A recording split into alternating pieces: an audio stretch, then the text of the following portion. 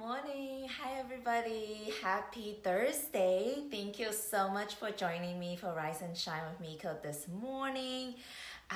Before we get started, I want to share with you guys why I'm wearing this super extravagant, just kind of outrageous piece of clothing. This is not really my style. This is so dramatic, if you guys can see.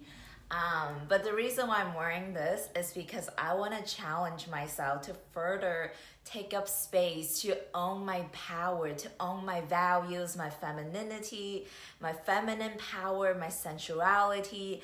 And today is day one. Let's see how it goes. But anyways, today I want to come on here and talk about a huge aha moment. It's almost like a wake up call that dawned on me yesterday. So, I had a great streak at the beginning of this month with abundance coming in, with clients coming in. Everything was flowing just beautifully. But I noticed that there was a stop in that flow. And I was starting to push again, starting to grind, starting to make it happen. And I realized why the flow of abundance stopped flowing.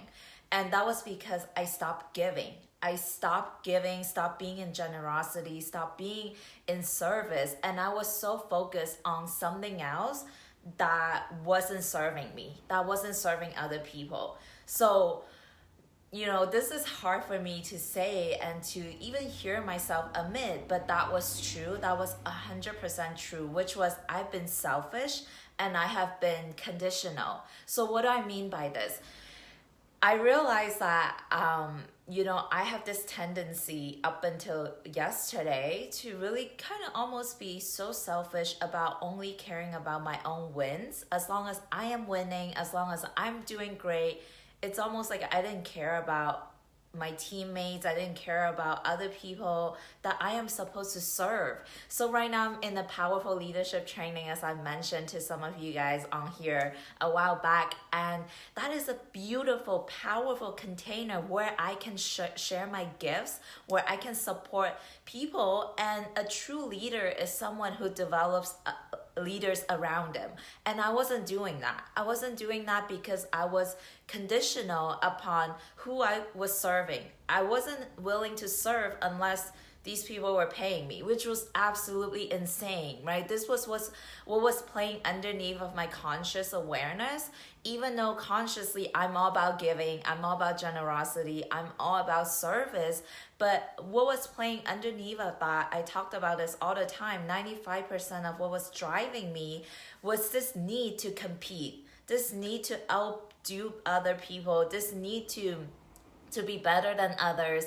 And this comes all the way back from childhood. So going back to childhood, right, there are certain things that I haven't yet healed completely yet, which was growing up with a twin sister, always feeling the need that I needed to be better than her so that I could feel the love from my mom, right? That constant need to compete, that constant need to almost climb on top of her in order to seek validation, to seek love, to seek approval from other people. So that's one main factor where that competition came from.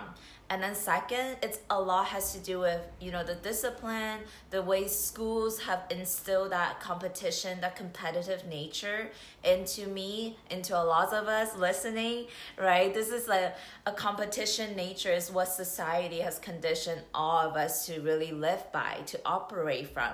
It's almost like you gotta climb on top of each other in order to get to the top, right? Climb the corporate ladder.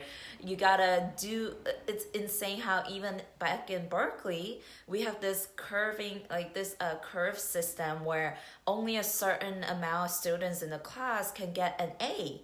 It's ridiculous. Even if you did, if you did the exam perfectly well, there's only a certain number of students capped maximum that they can get an A. And anyone else, they get a B, they get a C, it's all about competitive nature. It's been ingrained in us that we gotta outdo someone else in order to get to the top. But that doesn't work. That's not what true leadership about. True leadership is about bringing everyone up as you get to the top. It's about lending a hand, to the person behind you and pulling them forward. So I realized I haven't been doing that, and that's why abundance stopped flowing in.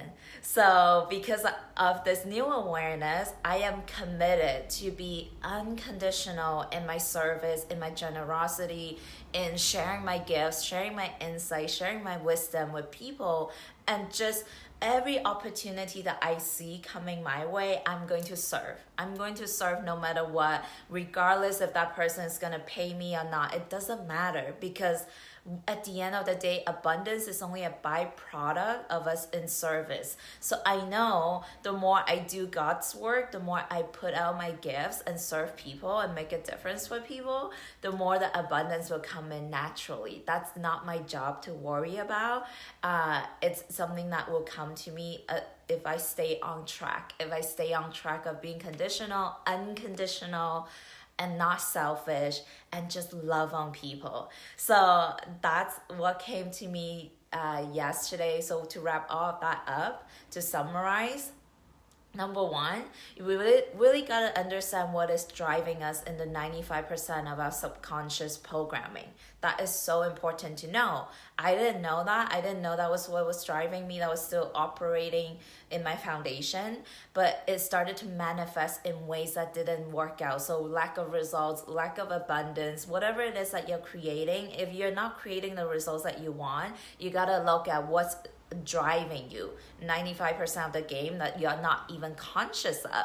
And then number two, it's all about healing whatever you haven't healed growing up as a little child, wherein you didn't feel love, what part of you are not feeling like you're good enough. And whatever that is, until you heal that, it is going to continue to drive your behaviors, to drive everything that you do up until this point. It doesn't matter how old you are, that little version of you is still running your life until you heal that part of you that's hurting, that is afraid. So let me know, guys, what showed up for you when you listen to this.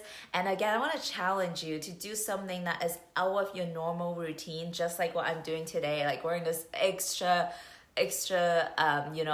flashy, super colorful shirt that is kind of outside my comfort zone. I feel like this draws so much attention to me, but this is a stretch for me to really know how to be unapologetic and just own myself, take up space, own my power. And I'll update you guys to see how I feel all day today.